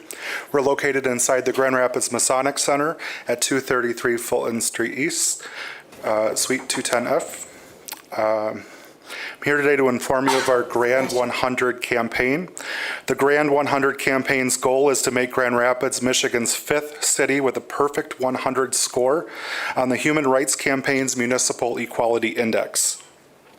Grand Rapids currently has a 92, indicating an overall LGBTQ+ friendly city in terms of its policies and accommodations. However, it has had a 92 score since 2019. I'm here today to ask the city manager and the mayor to begin the process of implementing transgender inclusive healthcare benefits for all city workers. We need Grand Rapids leaders, including the mayor, the city manager, and commissioners to advocate for the LGBTQ+ community on the statewide level, including advocating against harmful, destructive, and disproven conversion therapy. We also need the city to implement inclusive city services, including city services for the homeless, the transgender community, those with HIV/AIDS, and to communicate these service offerings to the public and to the Human Rights Campaign to increase our Municipal Equality Index score.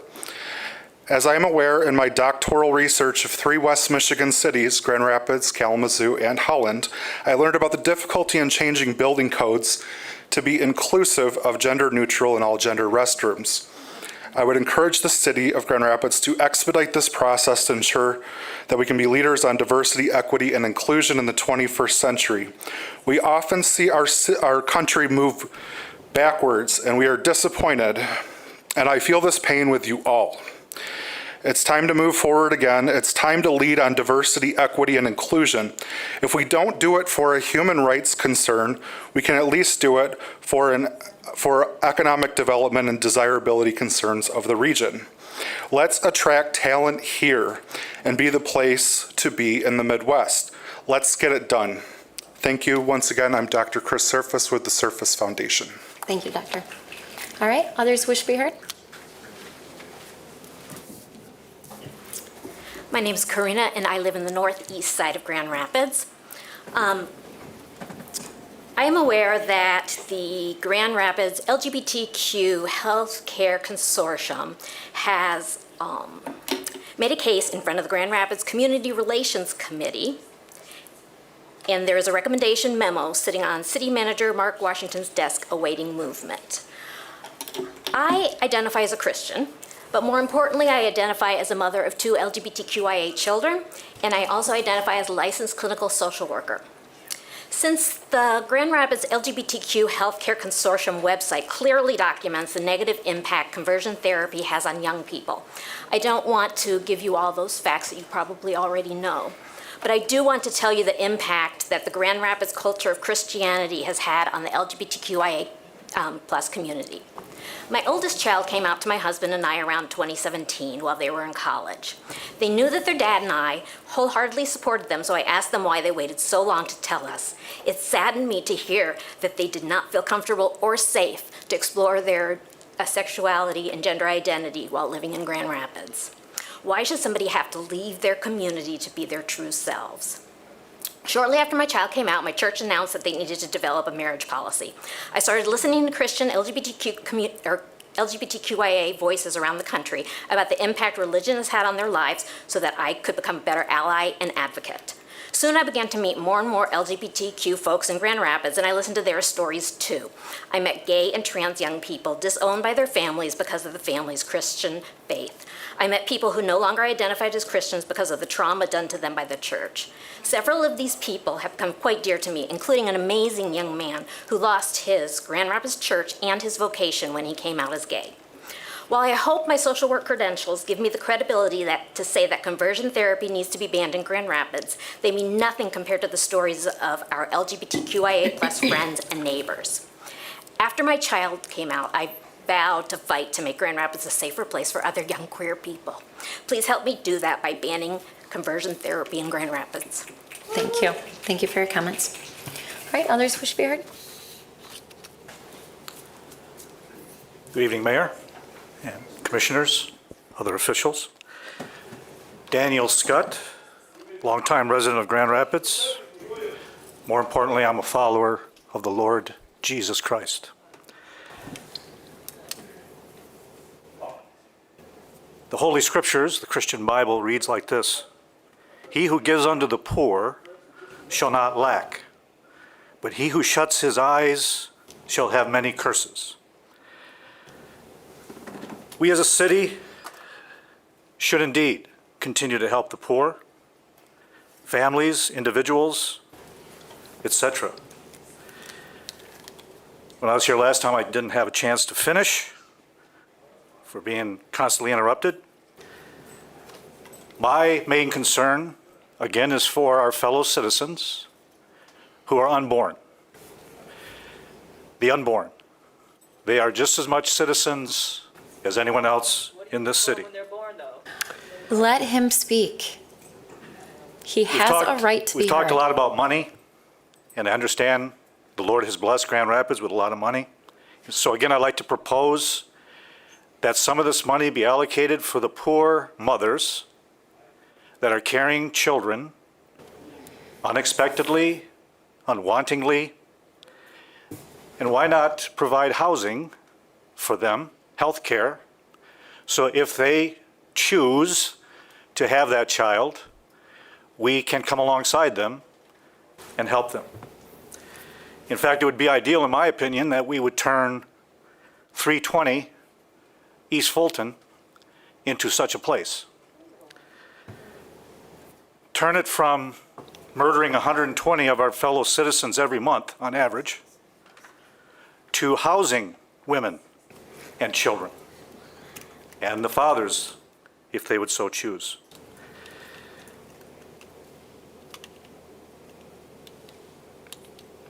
Scripture says if we take care of the poor, we will be blessed. I can't think of a better way that we could receive blessing from the Almighty Lord God if we would help the most defenseless, the most vulnerable. And speaking about discrimination, this is the greatest discrimination of our day. What can these children do as they are torn apart in their mother's womb, then stacked on tables outside of their mother's womb to sell their body parts? Don't interrupt. This is what's happening. And I will return, Lord willing, to share some more. Thank you. Okay, others wish to be heard? Others who wish to be heard? People have a right to speak even when you don't agree with them. And they have a right to do it without being interrupted in this space. This is a city meeting where public hearings are available for people to come and speak their mind, regardless of whether you agree with them or not. All right, hi, welcome. Hello, my name is Talia. I live in the Third Ward. So, I always said I would never come up here. I'm an abolitionist, and I think that coming up here to plead for humanity for my community, crazy. In my world, your seats don't exist. So it's unfortunate that the two cops can't be here to join us, because I think it's important for them to hear what I have to say as well. Cops don't need a 2-day training. They need therapy. Long-term therapy. And for those of you who back the blue, if you really back the blue, you would understand that policing isn't good for police either. When you take off that uniform, you can't take off that paranoia, the trauma,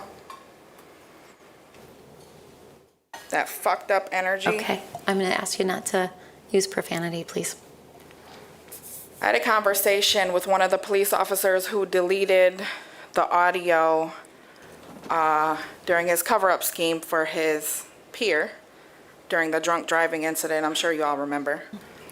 I had a convo with him and I asked him, what are the police doing as a force to help alleviate the trauma inflicted on this community as we all watched Patrick be executed in the street? How are they going about future interactions with the community? And he told me that those conversations aren't being had. No such conversation is being had on how to deal with the community after we have been traumatized. So we continue to experience this trauma.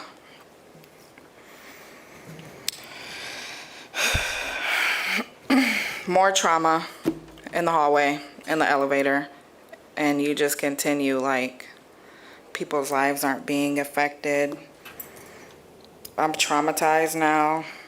I don't even have the energy to speak the way I wanted to. Christopher Sure needs to be decertified, Chief. Your police officers need therapy. Fuck 12, period. All right. All right, others wish to be heard?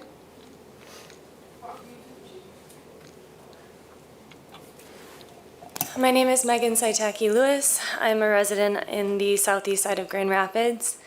I originally came to speak on behalf of part of the LGBTQI community against the discriminatory practices that have recently come to light at the Broadway Avenue.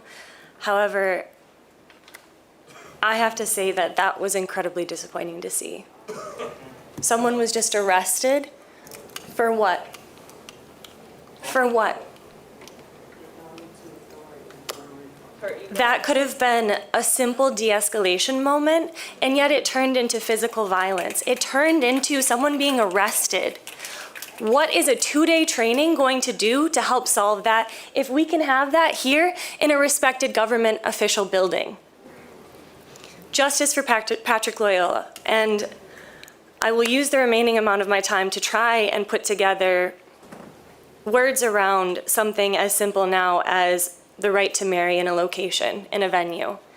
I can't believe we still have to have this conversation. We have an ordinance in Grand Rapids that hypothetically should protect us, but it does not. What do we have the ordinance for? We need to have repercussions for folks who think it's okay to openly and blatantly practice homophobic, discriminatory policies.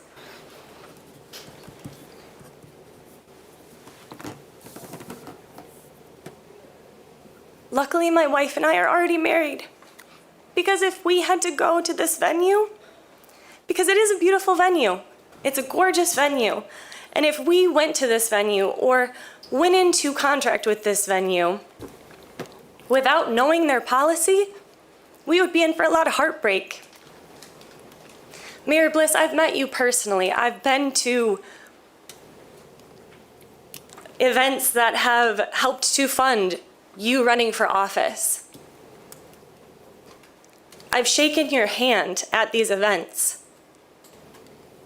We need action, and we need action not just to uphold LGBTQI plus issues, but we need a lot of action, as I can see from this meeting. That is all. Thank you. Thank you. All right, others wish to be heard? Good evening, Honorable Mayor and City Commission. It's been a while since I've been here. I'm David Davis. The beard's gone, the hair's gone. So I'm a little different in appearance.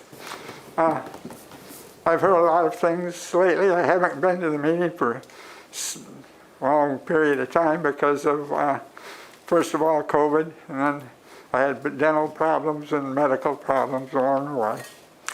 But I'm back, and I hope to be coming more often.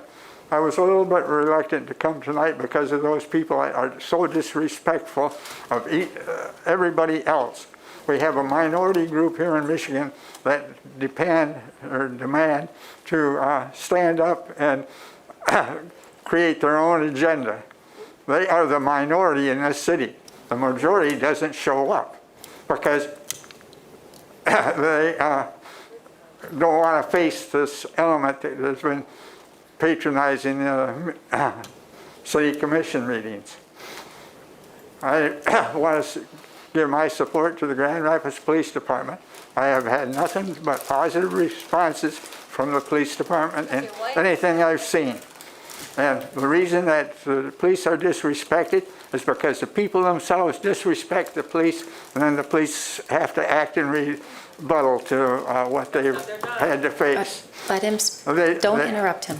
The people that are against the police department don't understand that these policemen, every time they walk out the door, they face an opportunity of being shot or injured or belittled and all this other stuff that is negative to the police department. The policemen actually face worse combat situations every day than a military man on the war front. And they think that some of these people think that's funny. It's not. If you respect the police and abide by what has to be done, then you'll be respected as well. Just recently we had a bunch of young people gathered at a parking lot near where I live. And they were peeling their tires and revving their engines, and they were doing 8s around light poles and all that. One policeman come down there, assessed the situation, and about 10 minutes later, they came down there in force. They didn't arrest anybody or anything like that. They just came down there with their lights on and their sirens going, and everybody just kind of got out of there. And this is a way I appreciate the response of the police department in that situation. And I've seen a lot of it because I live in a low-income housing unit, and that low-income housing unit has the police department there frequently. Those that respect the police and treat the police decently will be treated. All right, thanks. Thank you for your comments.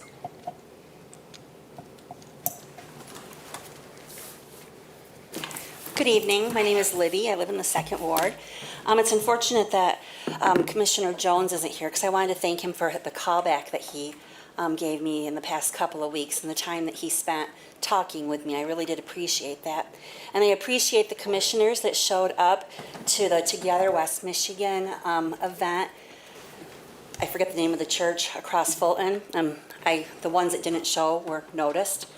But I appreciate that, and I appreciate their commitment to work with us on future action events.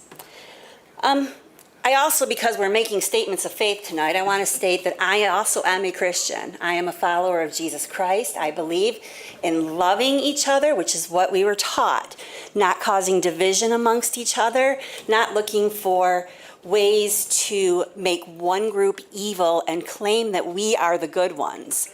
That is not what Jesus taught. So I wanted to state that tonight pretty emphatically. I also, as a woman, am a little disturbed that we have a prosecutor in Kent County who has said that he is going to prosecute any woman that has an abortion, despite the fact that we do have an injunction, 2 injunctions in this state. I would encourage the Grand Rapids Police Department to not arrest anybody that is not actually breaking the law.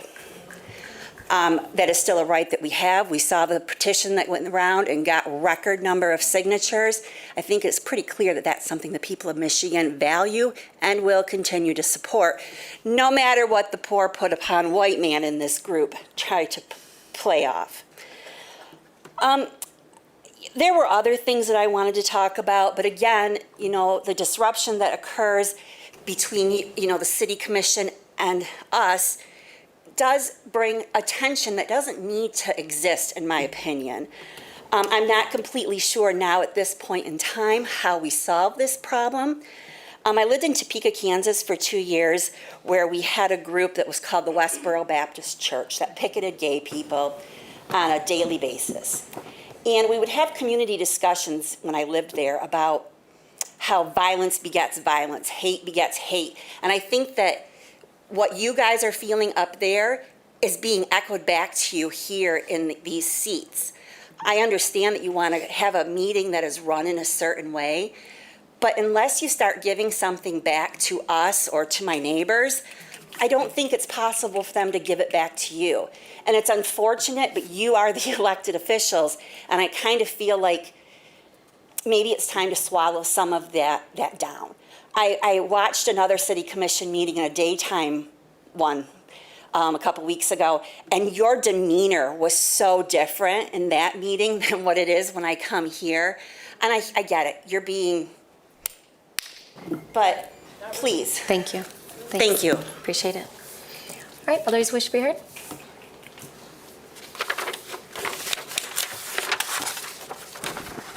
Samantha, resident of the First Ward. So I have some questions, but I'm going to try to keep it together because this is literally the worst city commission meeting I have ever attended, and I have been coming since 2008. And only 3 of you are making eye contact with me, so that's kind of weird.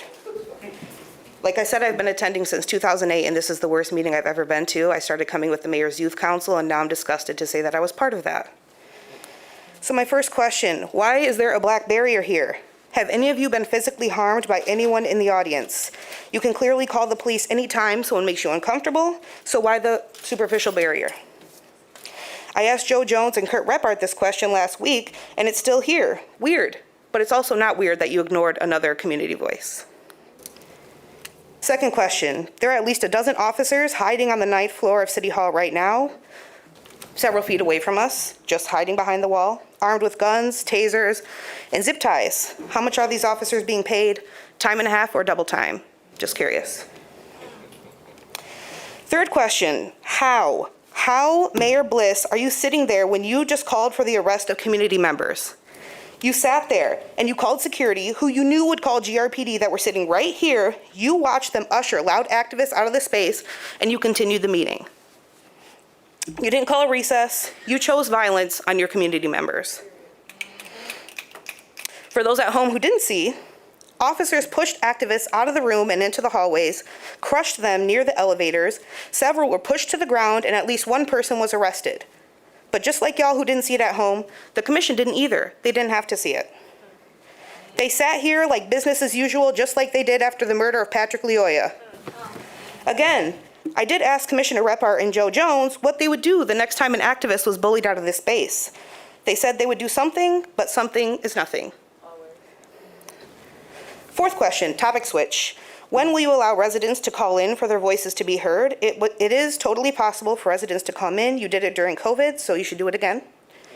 Number 5, how much is the city paying itself to keep city vehicles, many streets and sanitation and water department vehicles, to protect private property downtown? It is not free. You're paying yourselves to keep those vehicles downtown with our tax dollars. Lastly, why do you have officers surveilling Facebook events and community organizing spaces? Specifically, you had Terry Dixon, the supervisor of ex-GRPD officer Christopher Schur, call the organizers of an activist training to see if GRPD could stand alongside us. Hell no was the answer. No was the answer. No was the answer. Do not call us. How tone deaf for you to have someone call a mourning community that is demanding justice for Patrick when it was your buddy who killed him. Justice for Patrick. What's up, Sarah? What's up, Sarah? All right, others wish to be heard? Hi, my name is Taylor Vanderlaan, and I am a member of I live in the southeast side of Kentwood. I just want to start by saying, Mayor Bliss, I think it's interesting that people keep dogging on you when I know you don't have that much control over this stuff. So I'll give you some credit for taking these shots. I came here just for you guys to ban conversion therapy. It's sitting on Mark Washington's desk, and it does nothing it costs nobody to pass it, and passing it just saves lives. So I don't see why it would be too hard to pass that. I'm also a social worker, And I'm sorry, I'm kind of tired from cleaning up the mess that the system leaves every day. And not this mess, of the country. So I don't think what happened out there sets a good tone for what we're trying to accomplish. And as important it is that, you know, our government is transparent, I think it would be important to have that kind of publicly, you know, talked about a little bit. I also do know that that situation could have been handled a lot differently. I mean, I am a social worker, and I handle people who want to kill me all day with just my words. So I know it's possible. I know you guys can do it. You didn't come into this job to not help. So I am really encouraging y'all to do better. This was my first meeting, so this was quite a shock. But I promise this won't be my last. So have a good night, guys. Thank you. Thanks. Thank you. All right, others wish to be heard? Hi, my name's John Williamson. I live in the 3rd Ward. I grew up in Chicago, but I went to Calvin College, which was this terrible, racist, homophobic school. This anymore, really. Okay, folks. Patrick was killed on April 4th, the same day Dr. Martin Luther King was killed. I didn't see the video till April 14th. I go downtown, there's all these marches.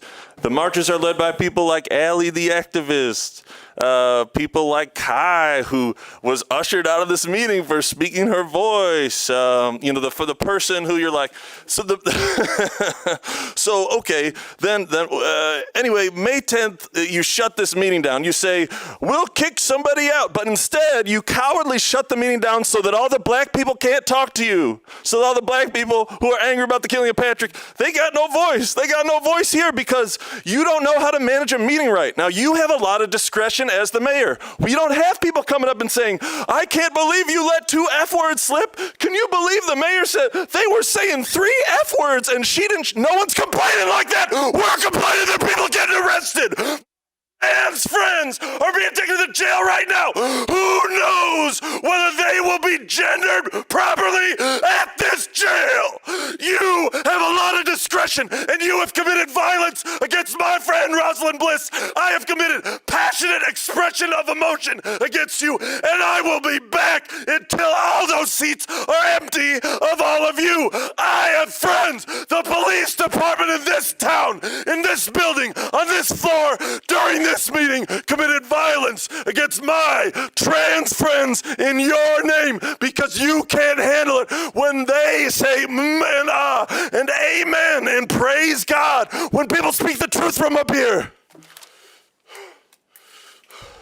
On May 10th, you arrested 1 activist right after you shut down a meeting like a coward. 2 weeks later, 6 activists on their way to speak here, including Allie the activist, Nico, all the heroes locally.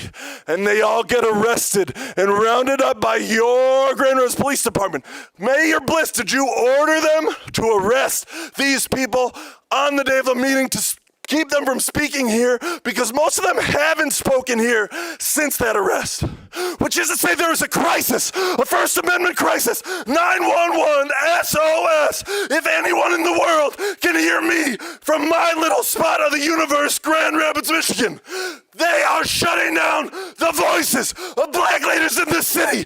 This is the most racist mayor in the city. This is the most racist mayor in the country. 50 years from now, the people aren't going to be able to tell the difference between the black and white 60s footage of Bull Connor and you, Rosalind Bliss, the most racist mayor in our city's history. You are All right, your time's up. Okay, sir, your time is up. Your time is up. Okay, your time is up. So you're fine with it. Stop it. I am gonna you need to sit down or leave. Okay, Mr. Williamson, you need to sit down or leave. You need to leave. You are disrupting. You need to leave. Security, can you please help him? Mark, you gotta let Mark speak. All right, all I use is my words. You're disrupting this meeting.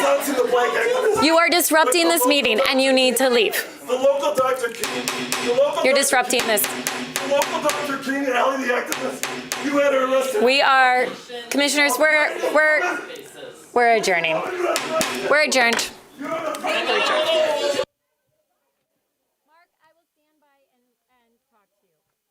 Chapter.